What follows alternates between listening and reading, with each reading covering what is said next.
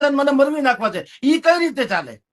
મારો પ્રશ્ન એ છે કે જેની જવાબદારી છે એ લોકો કઈ કરતા નથી, અને આપણે તમે જયરાસિંહ માંથી પૈસા લઈએ, તમે જયરાસિંહ માસી છોકરા, અરે છોડો જેના હોય ના. હું તમને કોઈ ફાંસીએ ચડાવી દો ને, કેસ કરો, અદાલત જેવી કોઈ ચીજ છે કે નહીં? તમે એમ કહો છો કે હું એમ ઈચ્છું છું કે સરકારના ધ્યાનમાં આવે. સરકારમાં ધ્યાનમાં નથી એવું તમે માનો છો? તમે કેવી વાત કરો બેન? અત્યારે મને કેટલી છીક આવે. હું આ તિલક અત્યારે લાલ કરું છું, પેલા હું ગોળ કરતો હતો. હમણાં કોકે મને કીધું સાહેબ આલ્યો ચંદન બહુ સારું છે, આમ તિલક કરજો. મેં વળી તિલક કરું તો એને મને કોમેન્ટ મળે છે કે સાહેબ કેમ ચાંદલો બદલાયો, પેલા તમે સ્વામિનારાયણ ધર્મ પાળતા હતા, હવે તમે ફલાણા ધર્મ. આટલા જો લોકો અત્યારે અવર હોય, હોશિયાર હોય, તૈયાર હોય, તો એ સરકારને ખબર ન હોય? તમે તો મત શું કામ મળે છે? અને અહીંયા નહીં, આખા ગુજરાતમાં હાલો, ગોંડલમાં જયરાસિંહ નું ખોફ છે ને બધું છે, તો આખા રાજ્યમાં શું છે? બધે ઠેકાણે જયરાસિંહ નો ખોફ છે. શું કામ જીતી જાય છે ભાજપ?